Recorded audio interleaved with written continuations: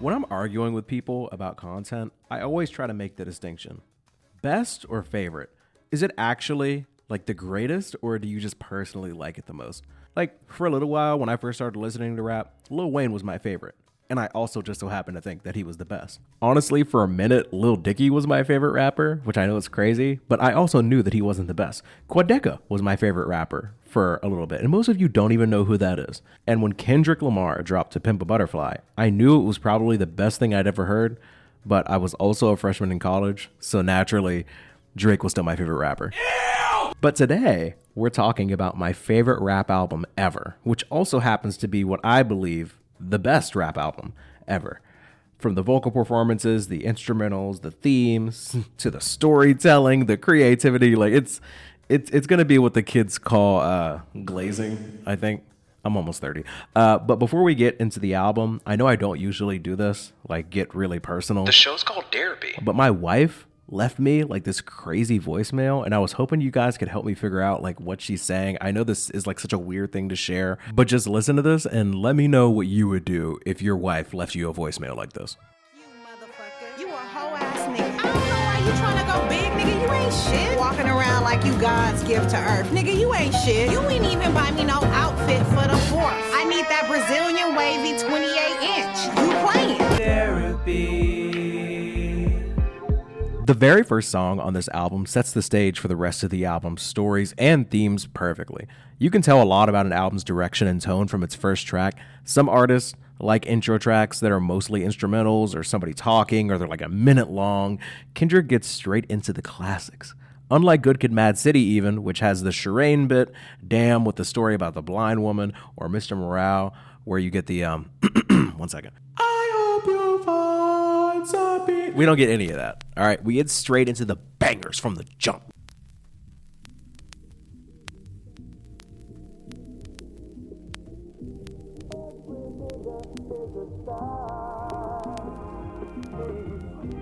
Every nigga is a star.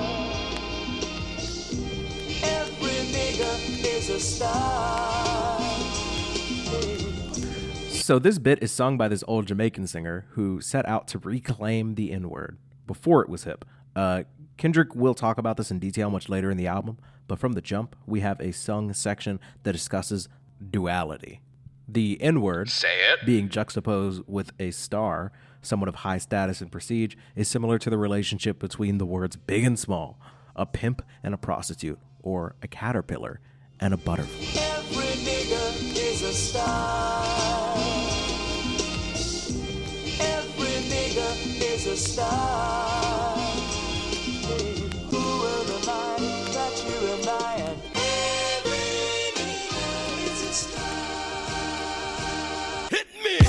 The singer's name is Boris Gardner, by the way. He was a Jamaican singer in the 70s who was responsible for the song Every Nigga Is a Star. It was meant to accompany a film by the same name to promote Black Pride in the 70s, which was much needed at the time, of course. Hit me. When the four corners of this cocoon collide, you'll slip through the cracks, hoping that you'll survive. Gather your weight, take a deep look inside. Are you really who they idolize? To pimp a butterfly. Kendrick was in the cocoon of Compton, but made it out butterfree, a butterfly. But now he has to combat those who want to take advantage of him outside of the hood. I also love the build-up to the announcement of the title of the project, To Pimp a Butterfly. It's like the opening credits to a movie. Like, we're just getting started. It's very exciting. At first I did love you, but I just wanna fuck. Late nights thinking of you, until I got my nut. Toss and turn, lesson learned. You was my first girlfriend. Bridges burned all across the board. Destroyed.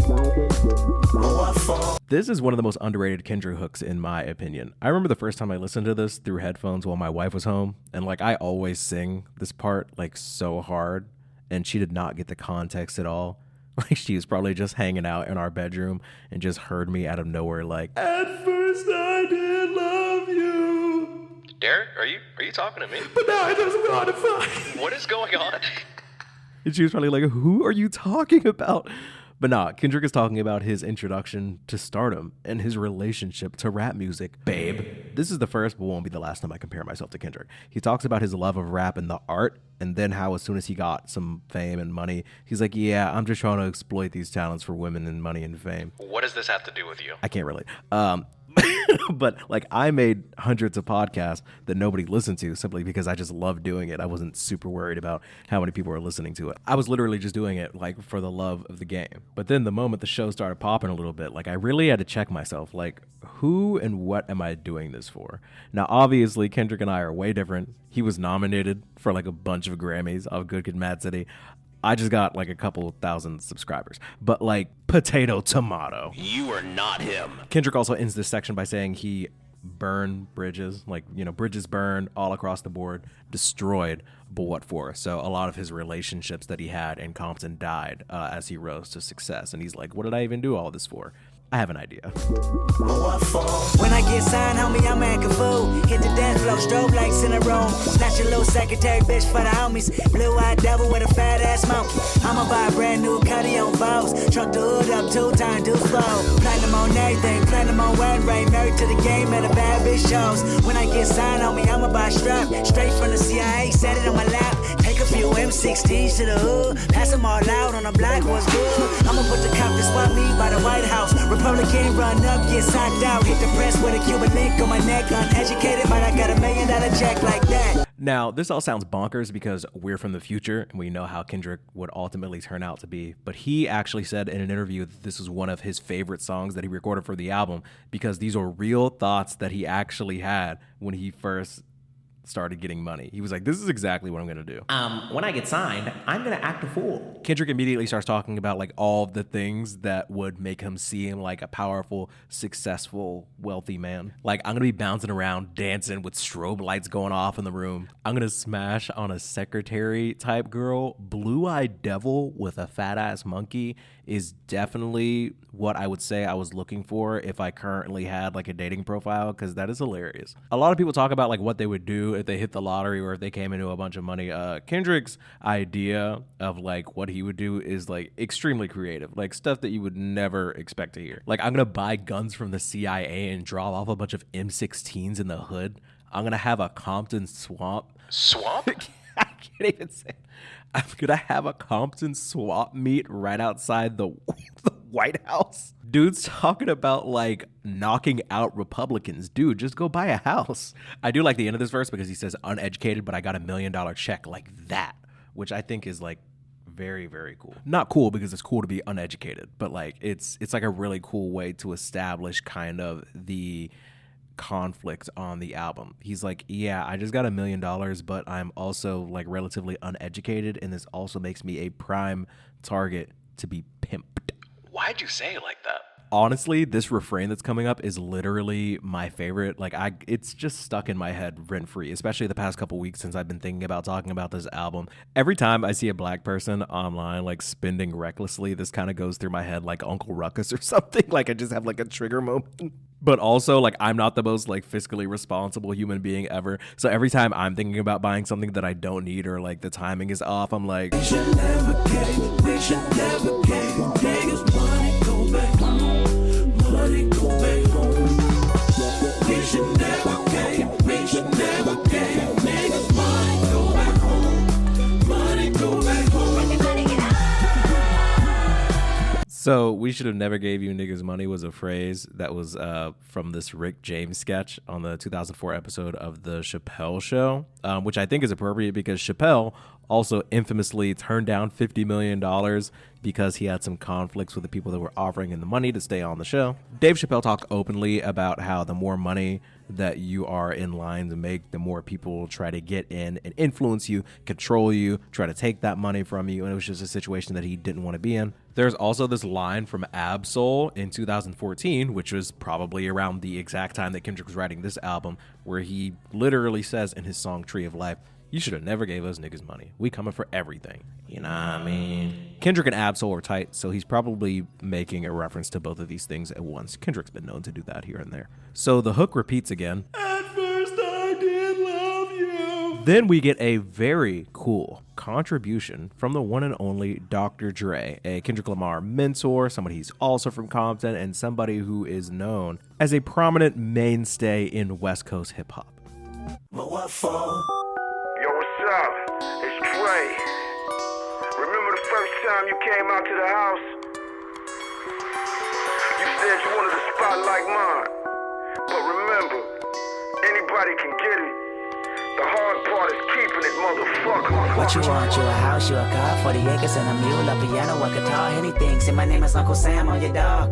Motherfucker, you can live at the mall. I know you're kind, that's why I'm kind. Don't have receipts, that's fine. Pay me later, wear those gaiters. Cliche and say fuck your haters. Now, this is the most slept on part of the song to me. I love how Dr. Dre comes in. He's like, yo, what's up? You remember when you came out? You wanted a spot like mine? You did it. Congratulations. You made it. I'm proud of you. Now, the hard part is actually keeping that. And it is so quickly cut off by this character that is being referred to as Uncle Sam.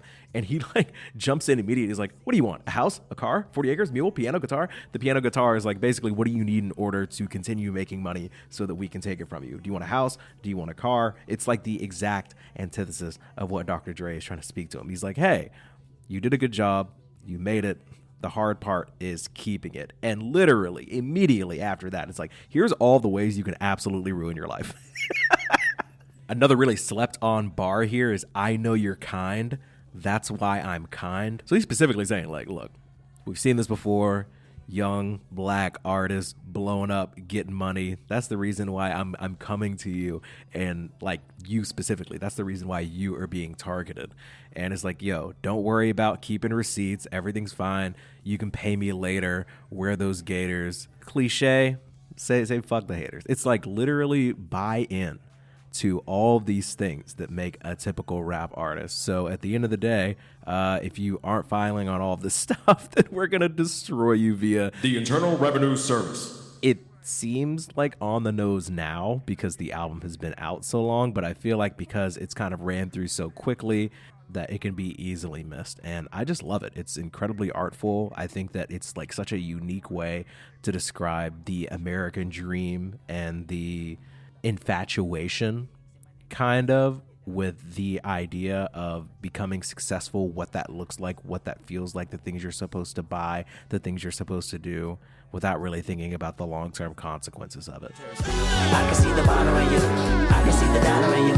Little white lies, but there's no white collar in you. But it's whatever though, because I'm still following you. Because you make me live forever, baby. Count it all together, baby. They hit the register, make me feel better, baby. Your horoscope is a Gemini, 2 sides. So you better cop everything 2 times. 2 coops, 2 chains, 2 C notes. Too much and enough, both we know. Christmas, tell them what's on your wish list. Get it all, you deserve it, Kendrick. And when you hit the White House, do you? But remember, you ain't passed economics in school. And everything you buy, Texas will deny. How Wesley sniped your ass before 35. So this is still rapping from the perspective of Uncle Sam, and he's basically using everything that he knows about Kendrick in order to take advantage of him and ultimately benefit himself. Like, I can see the baller in you. I can see the dollar in you. It's like, I know that you've wanted these things. I know that you have the money for these things. Come hither, child. It's like mad predatory and kind of odd. No Diddy. But it's whatever though, because I'm still following you, because you make me live forever. Count it all together. It's like as long as you continue to make money, that's just more money for me to take, and I'm going to continue to survive. Because at the end of the day, like at one point, all these material things are going to die. They're going to become worthless. It's not going to matter. But the federal government lives on. They're always going to get their cut. I think Jay-Z is the one that had this quote where it's like, if you can't afford to buy it twice, then you can't afford it. I don't know if that's true. Somebody fact check me on that. In this verse, it said 2 coops, 2 chains, 2 C notes. Too much ain't enough. We both know. Like, there's really no amount that would be too much for somebody of your status, Kendrick. You deserved it. You earned it. And I think this line is really important. It's probably the second most important line towards the end of this verse. When you hit the White House, do you, but remember you ain't passed economics in school. Which, can we just have like a very, very, very brief conversation about what they teach you in high school? Nothing about taxes, nothing about mortgage, nothing about finances. The extent of my financial literacy in high school was like our high school basketball coach that also taught history had this leadership class / personal finance class where they would just tell you how to budget, but it's like hard to really determine how you could actually apply these things to your real life because everybody in that class is working jobs that pay them $7 to $9 an hour, and like we didn't take any actual curriculum that was going to prepare us for how to budget as adults or how to like invest properly. There's just nothing like that, unfortunately. And towards the very end of this verse, everything you buy, taxes will deny. I'll Wesley snipe your ass before 35. So we get a callback to the title of the track. And unfortunately, now we have to talk about what happened to our dear old friend Wesley Snipes. In 2008, Snipes was convicted on misdemeanor charges of willful failure to file federal income tax returns and was sentenced to 3 years imprisonment. After an unsuccessful appeal, he served 28 months in federal prison. He was released in April of 2013, which is coincidentally right around the time Kendrick Lamar was writing To Pimp a Butterfly. Kendrick is not trying to go down like that. Looking down is quite a drop. Looking good when you're on top. You got metaphors, leaving metaphors metaphysically in a state of euphoria. Look both ways before you cross my mind. We should never give, we should never give. Niggas, money go back home, money go back home. We should never give, we should never give. Niggas, money go back home. Apparently at the end of that verse, that is Anna Wise and the Whitney, the mother of Kendrick's children, at the end there screaming, "Tax man coming." So, first of all, this is such a big song to begin the album with. It gets the vocals from Thundercat and George Clinton. It gets the Jamaican singer Boris from Gardner. the beginning, introducing the idea of everybody having the potential to graduate or evolve into a butterfly. We talk about the many ways throughout the song that the butterfly can and will be pimped. We talk about Kendrick's relationship with rap music and how it changed the moment he actually touched some money and all of the ridiculous things that he planned to do with it as soon as he got it. We talked about the potential outcomes that could be served to you if you are not properly filing. This would be a great time to cut to an ad break for like a tax filing service. I'm just not popping like that. But yeah, I think this is about as good of an opener as any Kendrick album has. I love this song. Let's move on to the next one. Did you guys ever leave that comment, by the way, about what you would do if your girl was leaving you a voicemail like this? I shouldn't be fucking with you anyway. I need a baller ass, boss ass nigga. You's an off-brand ass nigga. Everybody know it. Your homies know it. Everybody fucking know. Fuck you, nigga. Don't call me no more. You don't know. You gon' lose on a good bitch. My other nigga is on. You off. What the fuck is really going on? So the sound of the voice you just heard was coming from a Darlene Tibbs. I love her performance here. It's hilarious. Now I am straight up ripping this interpretation from Dissect Podcast.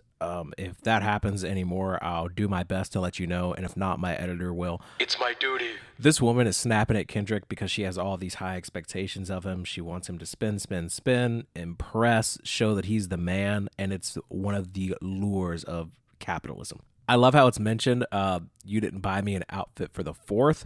She has to be referring to the 4th of July here, which I think also ties into the fact that the main antagonist of the album is Uncle Sam. Uncle Sam is the final boss of capitalism. He's the main man urging Kendrick to blow racks on nonsense.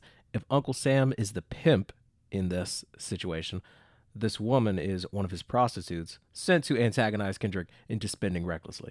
I also want to point out the outfit for the 4th bar is a reference to the 4th of July, Independence Day, freedom. Wow! Kendrick responds to this rant in kind, in a very mature, measured, respectful manner. This dick ain't free. You looking at me like it ain't a receipt, like I never made ends meet, eating your leftovers and raw meat. This dick ain't free. Living in captivity, raised my cap salary, celery, telling me green is all I need. Evidently all I seen was spam and raw sardines. This dick ain't free. Kendrick is directly countering the notion of men dedicating their life to impressing women for some action. He says, Well, actually, this Johnson isn't free. I just want to point out the fact that this flow is insane. Like, it works works almost as if it's spoken word poetry, but it also has this background of like up-tempo jazz. And it's so fascinating to really think about it because the energy and aggressiveness that the initial verse of this woman has, you're like, what is coming after this? Like, surely this is, but no, actually, Kendrick is coming with the same energy, and you could argue it's even more absurd, and I love it. Also, the straight up bars, like the flipping of the word salary into celery, talking about living in captivity and having to rely on leftovers and raw meat, and talking about spam and raw sardines.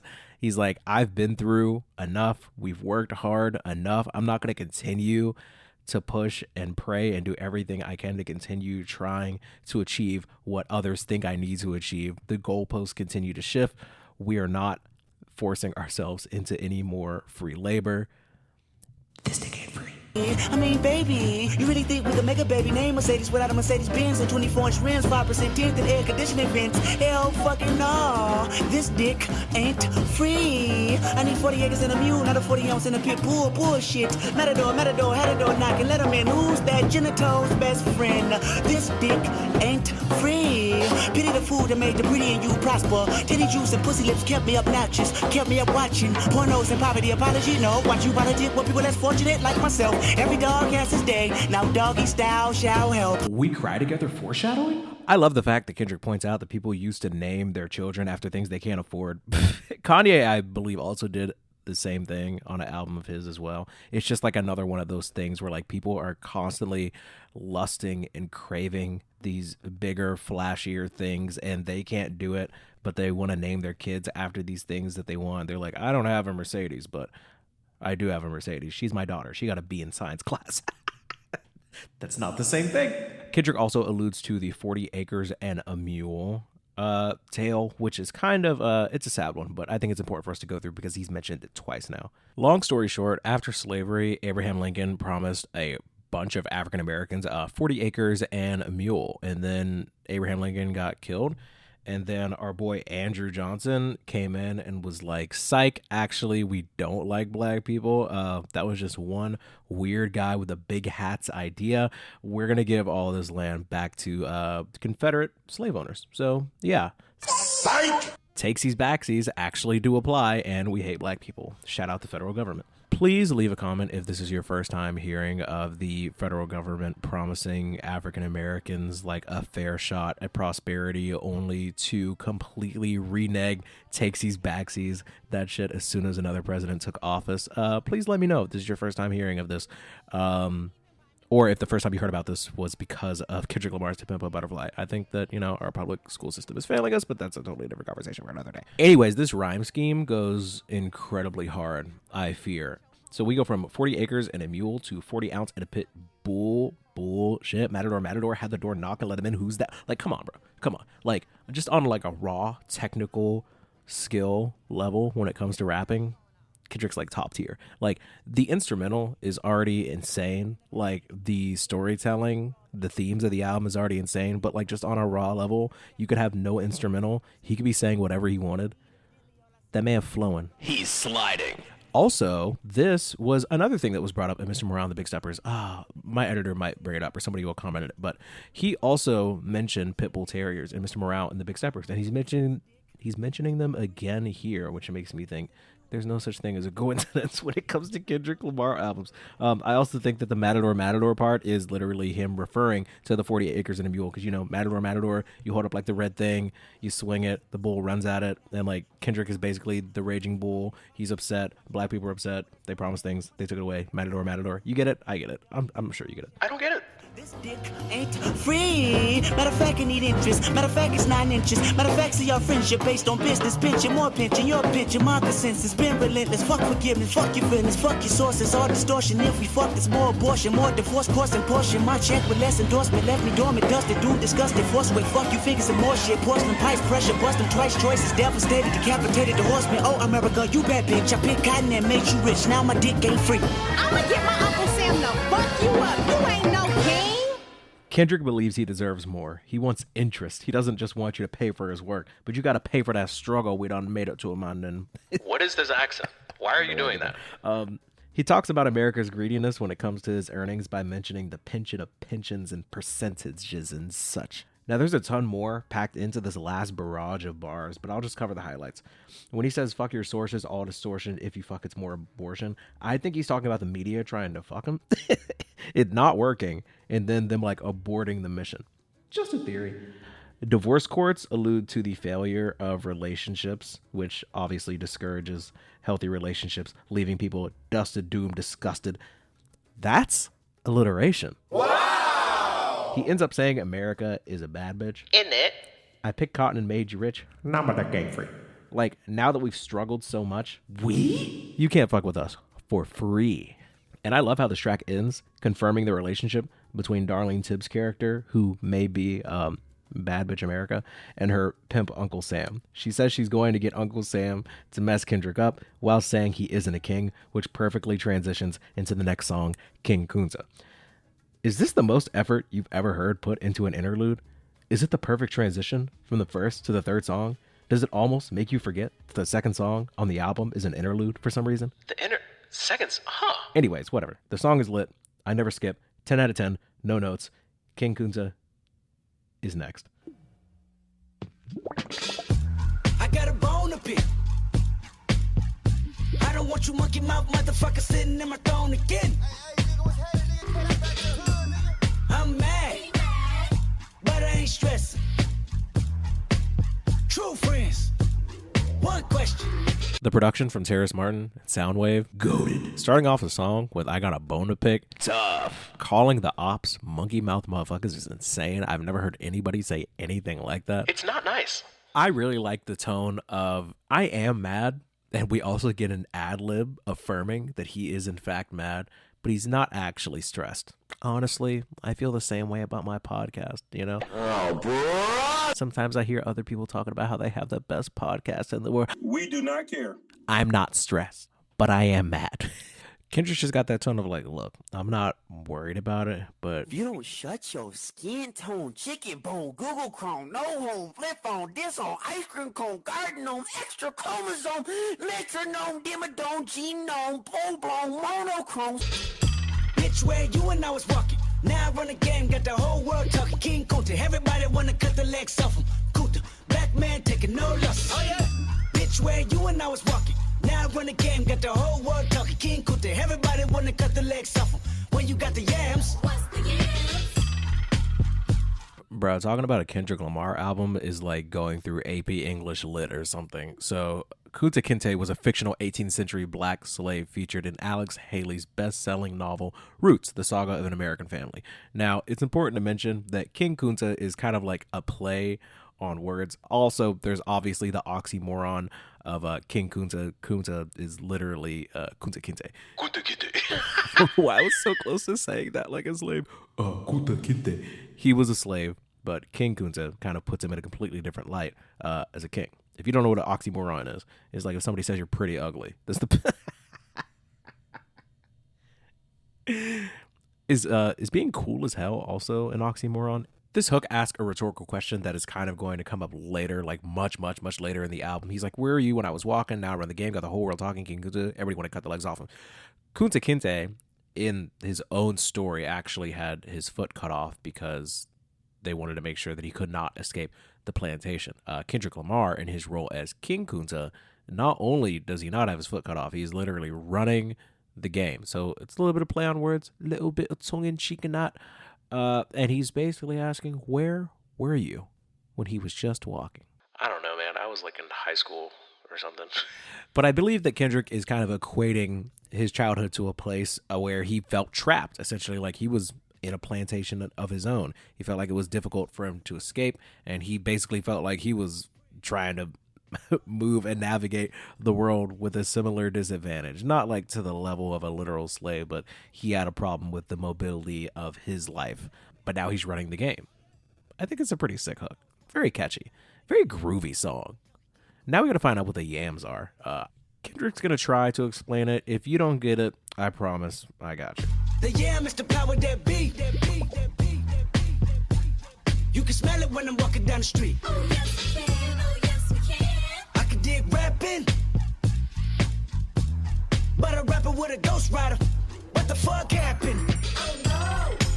I swore I wouldn't tell. But most of y'all sharing bars like you got the bottom bunk in a two-man sale. Something's in the water.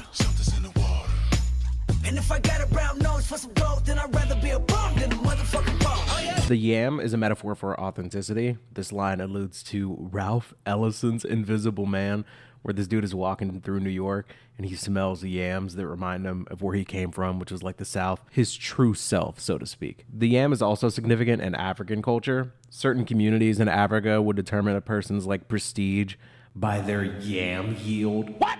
Kendrick then casually but smartly alludes to someone with ghostwriters. I wonder who that could be.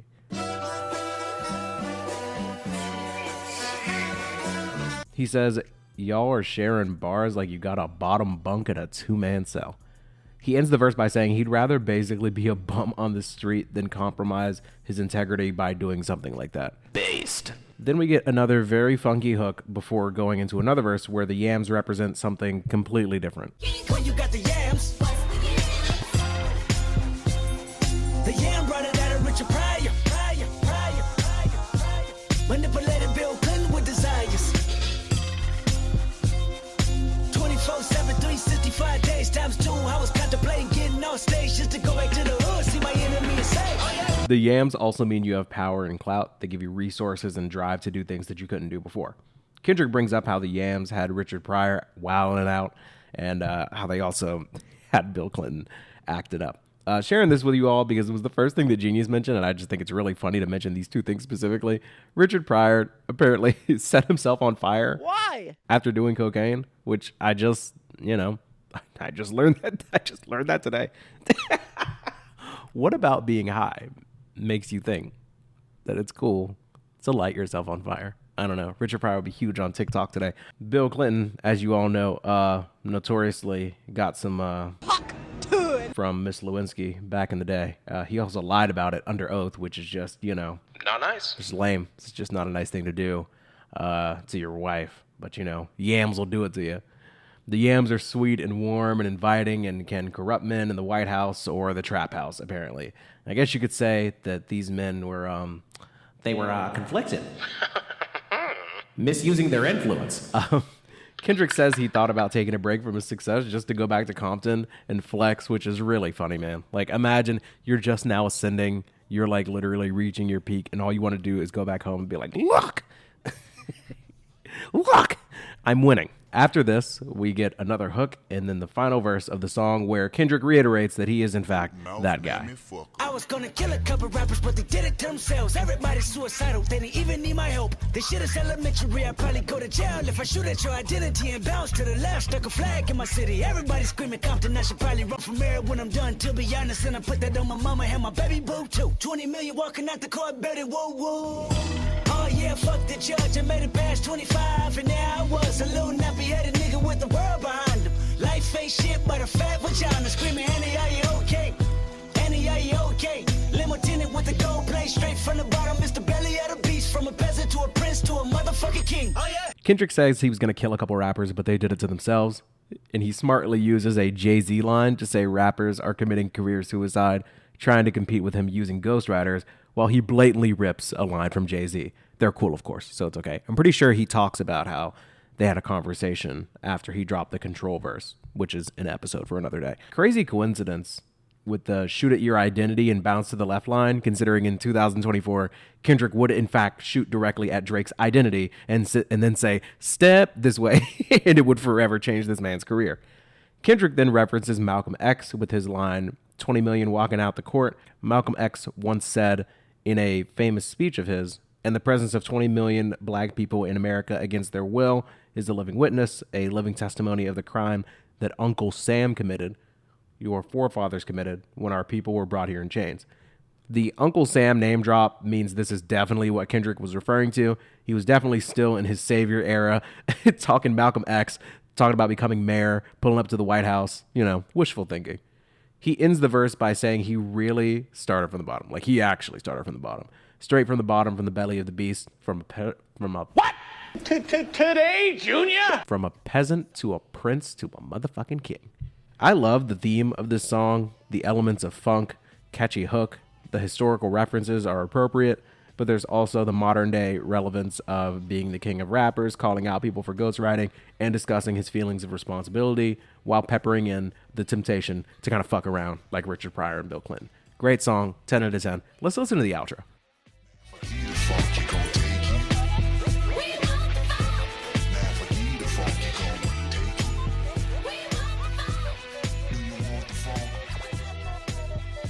Now, according to Genius, this outro is actually Kendrick and Whitney performing this part together. That's Whitney with the "we want the fuck," and that's Kendrick with like a super deep voice. I just think it's really cool that he has her involved so much, not only in this album, but in future albums to come. I mean, how many rappers can say that they've had somebody holding them down like that for that long?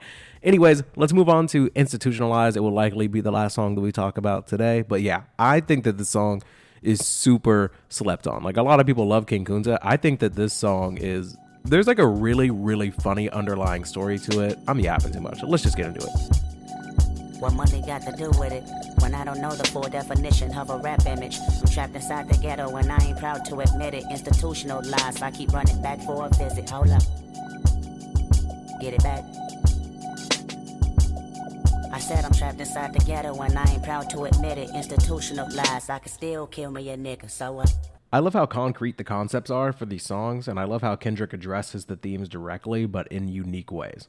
There's this voice that's running around in Kendrick's mind, and if you're listening through headphones, you can hear it going from left to right and right back to left. It's like he has money, but what does that mean? How should he act? He feels trapped and he can't help but have these dangerous thoughts regardless. He has money and status, but he still has that dog in him. So what?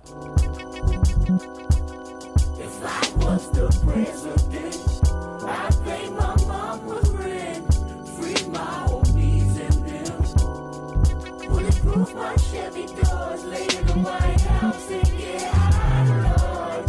Whoever thought, Massa, take the chains off me. This is low-key kind of wholesome. If I was the president, I'd pay my mama's rent. Look, like, I grew up middle class, but if I came into a bunch of money and success, I don't think my first thought would be like really big stuff. It'd probably be similar to Kendrick. Like, let me just take care of my mom, start small. But then on the other hand, we have free the homies, bulletproof the Chevy doors, like, because obviously people are going to come for you. And laying in the White House and getting high is, you know, of course, another allusion to the White House, this symbol of power, kind of the ultimate symbol of having control and feeling free. And the interlude kind of ends with "Master, take the chains off me." Is money and fame really the goal, or is it freedom? Life to be like a box of chocolate, quid pro quo, something for something, that's the obvious. Oh shit, flow so sick, don't you swallow it, biting my style, your salmonella poison positive. I can just alleviate the rap industry politics, milk the game up, never lactose intolerant, the last remainder of real shit, you know the obvious. Me, scholarship, no, streets put me through colleges, be all you can be, true, but the problem is a dream, only a dream, if work, don't follow it, remind me of the homies that used to know me. Now follow this. I tell you my hypothesis. Kendrick sounds different in almost every verse, by the way. It's wild. Flow's so sick, don't you swallow it. Bite my style, you're salmonella positive. These are bars. Kendrick is so good at rapping that I don't always take the time to point every bar out, but here's what he's saying. He's sick at rapping, okay? All right, the flow's so sick, he wouldn't recommend you bite it, eat it, swallow it, per se. Because you'll be salmonella poison positive. He's sick, which, you know, means good at rapping. But you'd be sick, not in the same way that he's sick, but in a bad way, trying to take his style. I've personally gotten salmonella before. That shit is terrible. It sucks. Like, I couldn't eat for days. Everything coming out of me was straight water. Ew! Anyways, Kendrick will go on to talk about how he has no shame in milking the game, didn't have proper schooling, the streets put him through college, but he capitalized on the dreams that he had. He says this, but he doesn't forget to remind you that hard work is also mandatory to achieve these dreams. Otherwise, dreams will just stay dreams. And then we get into the beginning of what probably isn't meant to be a funny story, but it's funny to me. I'm probably just way too loyal. K-Dizzle would do it for you. My niggas think I'm a god. Truthfully, all of them spoil. Usually you're never charged, but something came over you once I took you to them fucking BET Awards. You looking at artists like they're harvests. So many rollies around you and you want all of them. Somebody told me you thinking about snatching jewelry. I should've listened what my grandmama said to me. Kendrick has made it. He's got money, accolades, people love him. His homies really love him. What do you mean by that? He says sometimes he thinks he's too loyal to them, and sometimes they act spoiled. He begins this story about a friend he took to the BET Awards, and Buddy started talking about snatching jewelry. Like, I'm just imagining Kendrick at the BET Awards, and I don't know, like Queen Latifah, Kelly Rowland, Beyonce, Carrie Hilson, other black women are there, and they have no idea that old Kung Fu Kenny over there brought some hooligans that are just looking for a come up off like your necklace or your watch. Like, it's wild. Here's the first half of the hook from Bilal, who is in character as Kendrick's grandmama. Grandmama? Shit don't change until you get up and wash your ass, nigga. Shit don't change until you get up and wash your ass. Boy, shit don't change till you get up and wash your ass, nigga. Oh, now, slow down. It goes without saying that this hook basically centers around the idea of nothing changing in your life until you take responsibility for the things that are happening around you, until you take a look in the mirror and actually start taking initiative to better yourself. Some things are easier said than done, because Kendrick much, much later, because, you know, we're from the future, would make another album where he talks about choosing himself. That's actually the closing track on the album. It's called Mirror. And he's like, I choose me. Your grandma been saying that, boy. Once upon a time in a city so divine called Westside Compton, there stood a little nigga, he was 5 foot something. God bless the kid, took his homies to the show and this is what they said. Snoop Dogg is not known for incredible features on songs of like extraordinarily popular artists. Snoop Dogg will pop into Katy Perry's California Girls and pretty much any other song that is pretty unserious. I think he popped up on Lil Dicky's debut album, basically telling everybody that Lil Dicky has passed the test and should in fact become a professional rapper. Questionable. But I think his inclusion here is appropriate. Like, he's a West Coast legend, and he's basically helping Kendrick tell the story about his upbringing and how you can take the homie out the hood, but you can't take the hood out the homie. We're getting ahead of ourselves, though. What am I supposed to do when I'm looking at walking licks? The constant big money talk about the mention in foreign whips. The private jets and passport, presidential glass for gold bottles, gold models, giving up the ass for Instagram flick, sucking dick. Fuck is this? One more sucker waving with a fleshy wrist. My defense mechanism tell me to get him quickly because he got it. It's a recession, then why the fuck he ain't king of diamonds? Kendrick is rapping from the perspective of one of his homies at the BET Awards. He's like, how do you expect me to behave when all these people are walking around asking to be robbed? People are pulling up in foreign whips. They're talking about mansions that they have. Like, people pulling up in private jets. There's a presidential glass floor. I don't even know what that means, but can I steal the floor? I love the idea of imagining like one of Kendrick's homies seeing people pose for Instagram pictures and they're just like disgusted. Like, they're just hitting them with that Pusha T yuck. This isn't like real criticism of the music, but it's more of just like Kendrick's decision making as like an up and coming artist.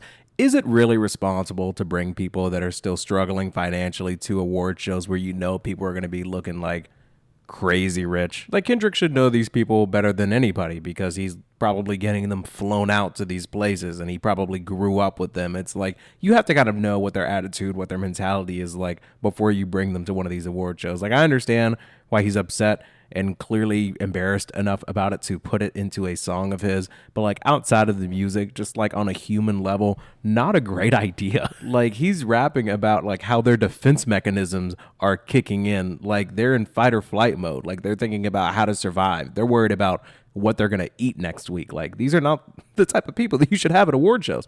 I'm not saying that like they don't deserve to enjoy nice things. I'm just saying it's like award shows are kind of a place where you go to flex on people. Like, people are literally being awarded for like how much success they have. I'm not bringing a poor homie there. That's just me. I would also be a little bit conflicted. I might misuse my influence if like I'm struggling to pay rent. It's the middle of a recession and like I see Rick Ross over there with like a house on his wrist and he's not paying a lot of attention and I know I can outrun him.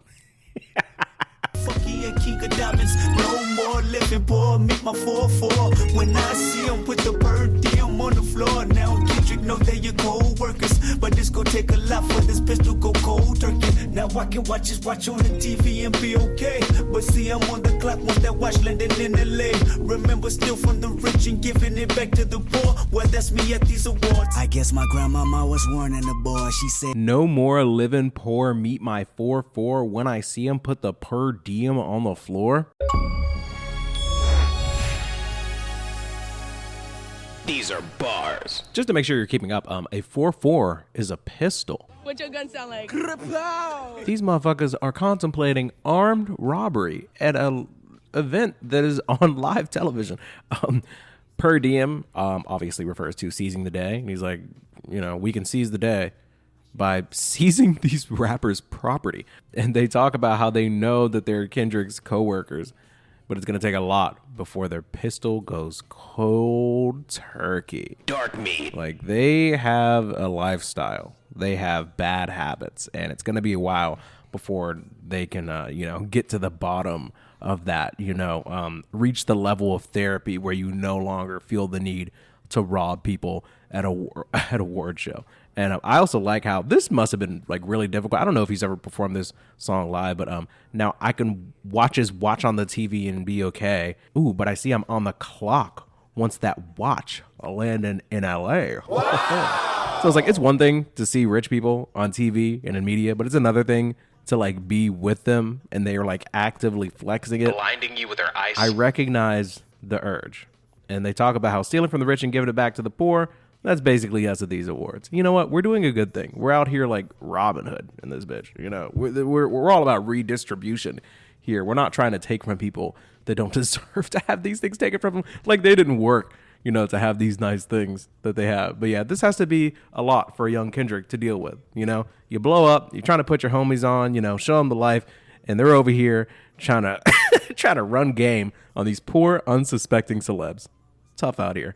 Very, very specific problems that I'm pretty sure nobody listening to this can relate to. But, I appreciate Kendrick sharing it with us. It's pretty funny. I'm not going to lie. After this, we get another hook from Bilal where she's saying that shit's simply not going to change until you get up and wash your ass. And then finally, we get the outro by Snoop Dogg, but the end is a little bit different.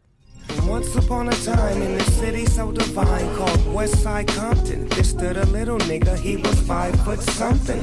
Dazed and confused, talented but still under the neighborhood rules. You could take a boy out the hood, but you can't take the hood off the homie. Took his show money, stashed it in the mosey wosey. Hollywood's nervous, fuck you, good night, thank you much for your service. Snoop Dogg describes Kendrick as talented but still under the neighborhood ruse, still being caught up in the homies' antics. Kendrick raps about how he fell victim to participating in shenanigans in the last album on the song The Art of Peer Pressure. Now he brought the homies out, and despite him not participating and being a follower, he's still responsible for what's happening around him. Snoop suggests you can take the homie out the hood, but not the hood out the homie. Kendrick will continue to struggle with the duality of being from the hood, but now with much power and influence, he's faced with the impossible task of doing the right thing with his newfound fame and resources. Lucy is tempting. Uncle Sam is waiting in the wings. And oh my God, the yams. Can I get to the yams? Sweet yams. We're 4 songs in, and we have no skips. Wesley's theory introduces the antagonist, Uncle Sam. For Free is a direct attack from one of his slurs. Slurs? And Kendrick promptly defending himself in a pretty aggressive way. This dick ain't free.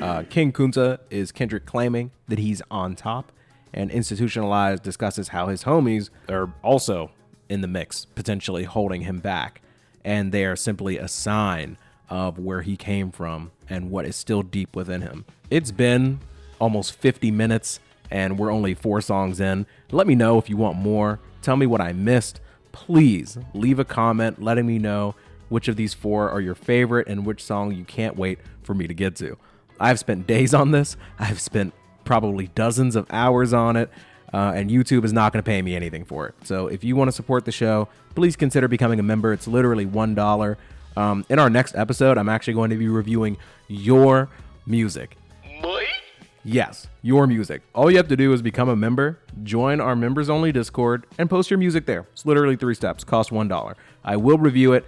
I think it's a good deal. Like, I would do it. If I knew there was a guy as kind as myself, as kind and fair as me, that was out here reviewing music that I knew 1,000 people minimum would listen to for $1, I would probably do it. But that's just me. Who am I? I don't know. I'm a little biased. But yeah, that's all I got. Love you. Mean it. Enjoy the outro. See you in a couple days. You are not J. Cole, dude.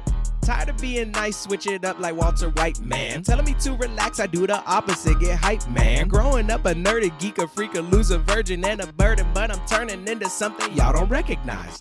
Turning up my way like the highway, I require more speed. Oh, please tell me you get more cheese, and I will likely agree. I'ma keep it running Forest, run this town, you just a tourist. Borough where I reside, but I decided I may do more. I was watching Wheezy in a hotel room just spitting rhymes, and damn, it just occurred to me that I can't really make excuses. I thought it'd be easy, I was in my room in summertime, and thank God it occurred to me that I probably need more practice. Staying humble, stay off Bumble, already got my queen. Derapy the regime, swear I'm living the dream. Y'all are sleeping tucked in, only worth $1.10, but by the end of my stint, you'll remember Buxton. Damn.